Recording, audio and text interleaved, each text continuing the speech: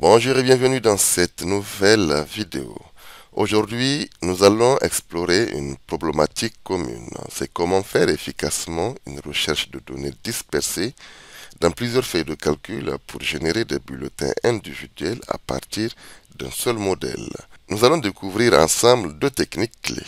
La recherche automatisée des données à travers les différentes bases de données que nous avons dans le classeur, ainsi que l'exportation de ces informations en PDF pour créer des bulletins à partir d'un modèle prédéfini. Je m'explique.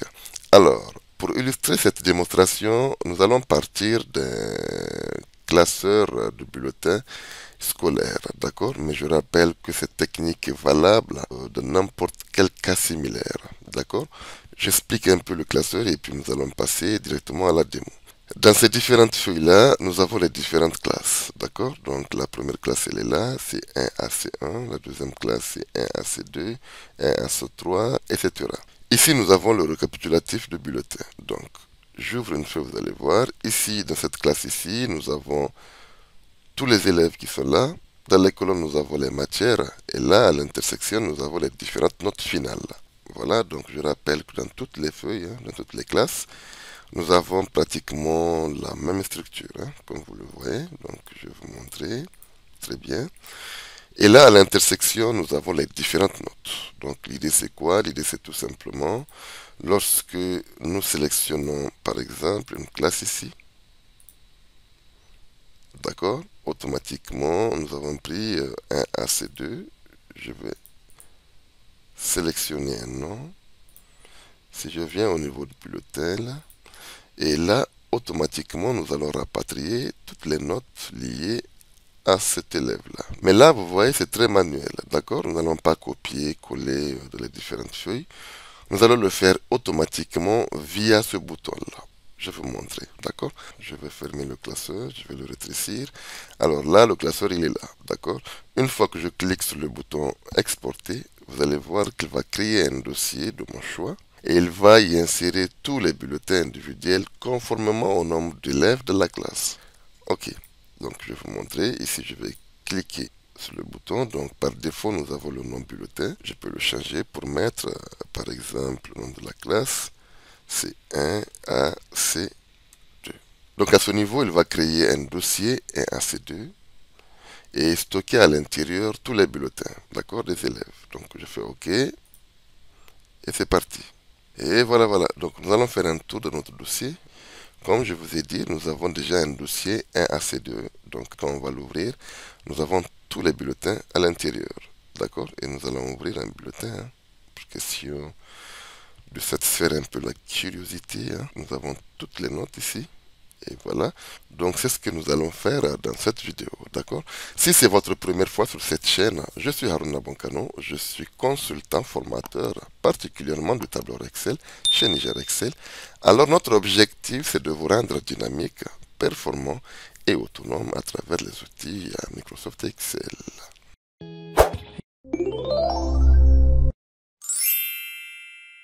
Ok, donc ici la première chose que nous allons faire, c'est d'essayer de rapatrier les informations liées à cet élève-là dans cette classe ici.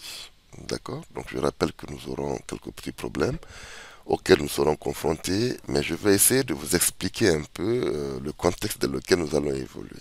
Comme nous serons confrontés à une diversité de feuilles dans le classeur Excel, donc nous serons obligés de créer une boucle de la formule que nous allons concevoir, une boucle qui va essayer de rapatrier toutes les informations par rapport à la classe que nous aurions choisie ici. Si je dis boucle, évidemment c'est lapsus, d'accord?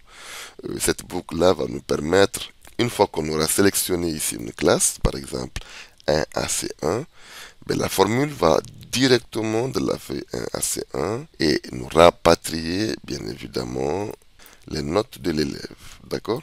Si par exemple, bon, ben, je dis, je prends 3 à C1, la formule comprendra qu'ici de la cellule, j'ai sélectionné la classe 3AC1 et elle va automatiquement se positionner dans la feuille 3AC1, sélectionner le bon élève et rapatrier les différentes notes nécessaires. J'espère que je suis clair. Mais pour parvenir à créer ce genre de formule, hein, nous allons faire comme si nous allons travailler uniquement dans une seule feuille. Et nous allons créer la fonction recherche V. On ne va pas aller chercher avec index et équive.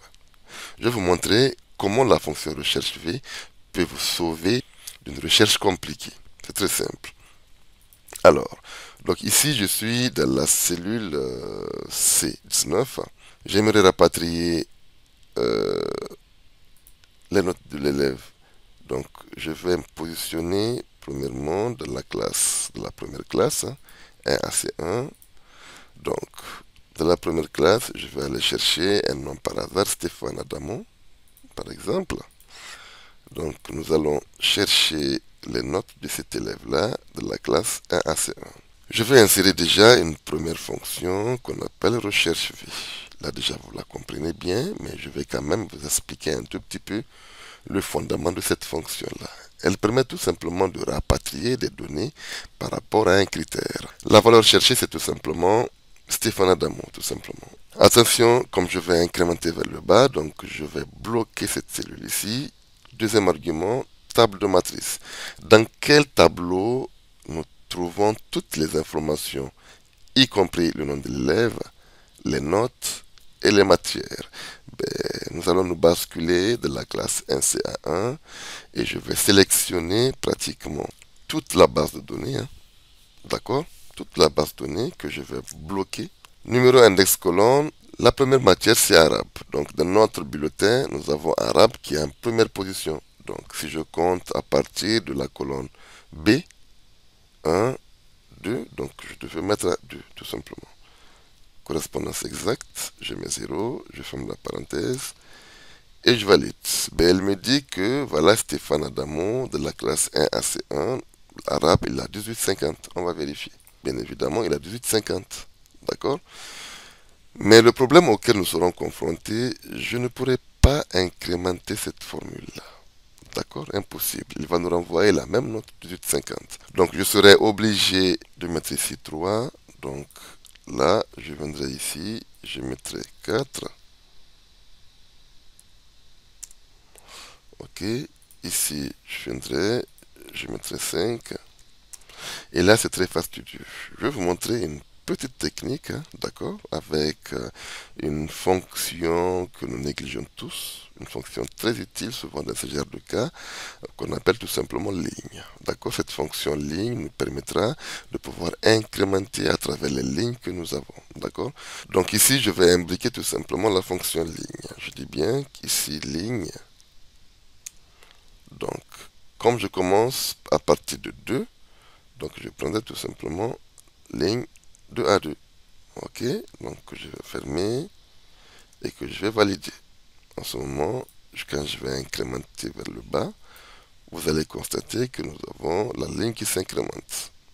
Ok, et voilà, voilà. Donc ici, si je change Adamo Stéphane et que je prends par exemple Harry Amelal, donc je vais au niveau du bulletin, très bien, automatiquement il va rapatrier toutes les notes de Monsieur Harry. On va vérifier français pour Harry. La classe ici, 19,50. Le français, c'est 14,50. On va le vérifier. Et c'est ça. Donc, nous avons franchi déjà une première étape. Hein, mais le problème auquel nous serons confrontés, c'est tout simplement lorsque nous allons changer de classe. Par exemple, je vais dire, bon, je vais sélectionner la classe 1 à C3. Mais vous voyez que les notes sont statiques, d'accord? La formule serait incapable d'aller chercher les notes de la classe sélectionnée de la liste déroulante. Pour cela, nous allons faire appel à une fonction. Il s'agit bien sûr de la fonction indirecte. Je m'explique. Je vais ouvrir un nouveau classeur ici et je vais vous expliquer comment indirect marche. C'est une fonction très difficile à comprendre, mais j'espère que je serai à mesure de vous expliquer un tout petit peu le contexte. D'accord? Je vais écrire ici, par exemple, Niger Excel. Très bien. Je me fais une publicité. Hein. Ce n'est pas Niger, mais plutôt Niger. Génial. Et là, je vais tout simplement écrire A1. Et dans cette cellule ici, nous allons essayer d'insérer la fonction indirecte. Je vais écrire indirect. Donc si pour le premier argument, je sélectionne la cellule F1 et que je ferme la parenthèse, il va nous renvoyer Niger Excel. Je m'explique. Dans la cellule F1, nous avons une référence, nous avons une donnée A1. Cette donnée correspond bien évidemment à une référence de cellule, d'accord? Et la référence de la cellule, c'est bien évidemment la cellule A1.